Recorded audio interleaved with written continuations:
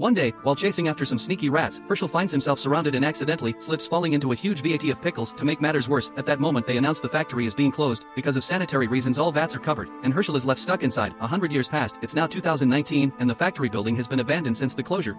One day two teenagers are fooling around in the area with a drone that accidentally ends up going into the factory, knocking out the VAT's lid. Suddenly Herschel sits up looking alive, and while moments later the whole city is talking about Herschel in a press conference. Scientists explain why Herschel is perfectly conserved, and everyone accepts it as logical. Afterward Herschel is taken to the hospital for a checkup and is found to be in perfectly good condition, but when he hears that his wife Sarah is dead, he refuses to believe it, and gets violent, so they must tie him to the stretcher. After a thorough background check is done, Herschel is informed that he has one descendant left that lives in Brooklyn, and has accepted to come pick him up. Moments later Herschel meets his great-grandson Ben, who looks pretty much identical to him. The men share a hug. When they realize they finally have a relative again, then Herschel comes out of the building and gets to actually look at the city for the first time, finding himself in odd shock at how much the world has changed. When Ben stops a taxi, Herschel at first gets startled and thinks he must fight, but Ben quickly guides him to get into the car.